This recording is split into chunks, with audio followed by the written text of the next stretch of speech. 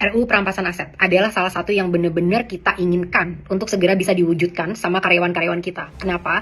Teman-teman, 68% orang Indonesia itu masih hidup dalam kemiskinan menurut data World Bank dengan penghasilan 8 US dollar per hari atau kurang gitu ya. Padahal kekayaan alam kita itu sangat melimpah banget, banyak banget datanya kalau kalian cari ya betapa luar biasa kekayaan rakyat Indonesia, alam Indonesia. Tapi kok bisa rakyatnya miskin? Ya karena kekayaannya dirampok dan tidak ada pemerataan atau persebaran kekayaan yang benar-benar menyentuh dan mensejahteraan masyarakat.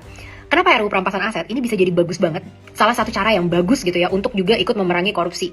Yang pertama, kalian udah pernah lihat ya kasusnya Gayus Tambunan atau koruptor-koruptor lain yang korupsinya itu triliunan rupiah, ratusan miliar gitu kan. Yang itu kalau kita kerja, kita punya babi ngepetnya ngepet sampai ribuan tahun pun mungkin gak akan dapat. Kita kerja jujur sampai kaya apapun, mungkin gak akan pernah tercapai. Ya kenapa? Ya karena kekayaan sebesar itu dipertanyakan dari mana orang bisa kaya sampai sebesar itu. Orang yang korupsi sudah sebesar itu, di kasus sekarang, mereka bisa enak-enakan aja tuh masuk penjara 6 tahun, 7 tahun, 8 tahun, atau bahkan mungkin 15 tahun. Tapi keluarganya masih hidup kaya raya. Dan mereka bahkan bisa saat udah keluar penjara, mereka pun masih kaya raya. Jadi ini tidak memberikan efek jera terhadap para koruptor-koruptor.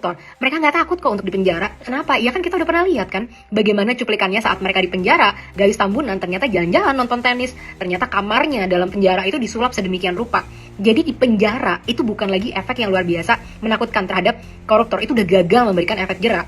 Sedangkan orang-orang yang korup ini kan adalah orang-orang yang maruk kan, yang nggak pernah merasa puas dengan kekayaan apapun yang mereka ambil. Nah, jadi RUU Perampasan Aset ini tepat banget menyerang langsung core orang-orang yang maruk harta.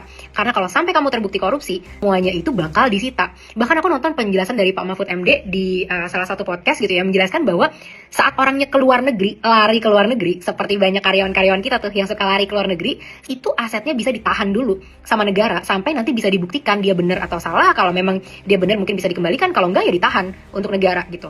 Alasan kedua, kita jadi bisa mengembalikan kekayaan negara balik lagi kepada rakyat. Jadi yang udah dicuri dikembalikanlah kepada rakyat lagi. Nah, ini semoga nanti jelas ya di RUU Perampasan Aset kemana duitnya itu akan dilarikan, untuk diperuntukkan apa. Transparansinya harus jelas karena kita nggak mau nanti udah disita malah dijual di antara mereka lagi nanti, atau dibagi-bagi di antara mereka lagi. Tapi semoga enggak ya, semoga ini nanti bisa benar-benar dikembalikan ke rakyat. Mungkin bisa untuk bangun rumah sakit, bangun sekolah, mendukung program-program pemerintah yang lain yang udah berjalan, yang bisa benar-benar mensejahterakan rakyat. Jadi apa yang memang milik rakyat itu harus kembali kepada rakyat. Apa yang sudah dirampok dari rakyat harus kembali lagi ke rakyat. Yang ketiga, kepercayaan publik terhadap hukum itu nanti bisa semakin meningkat teman-teman. Karena kenapa?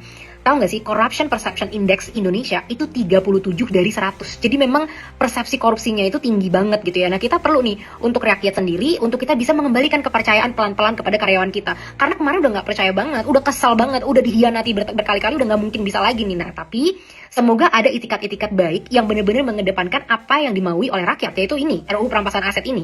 Dan semoga ini juga nanti bisa jadi jalan untuk kita memperbaiki citra secara internasional. Banyak perusahaan asing yang lebih memilih Vietnam, yang memindahkan pabriknya dari Indonesia ke Vietnam karena mereka pemberantasan korupsinya itu sangat serius teman-teman. Atau ke Cina misalkan, pemberantasan korupsi di sana sangat serius. Investasi nggak akan mau masuk kalau misalkan korupsi masih terjadi secara besar-besaran. Karena kalau orang mau invest ke suatu negara, perusahaan mau datang, korupsinya gede, berarti mereka harus nyogok sana sini untuk bahkan bisa beroperasi. Padahal ngapain? Mendingan mereka pergi ke negara yang memang udah nggak ada korupsinya, karena toh sumber daya manusianya nggak beda-beda banget gitu kan. Nah inilah yang sebenarnya kita pengen kembalikan. Jadi yuk kita kawal terus sampai RUU Perampasan Aset ini bisa segera disahkan dan koruptor bukan cuma masuk penjara tapi juga dikembalikan harta-hartanya kepada rakyat.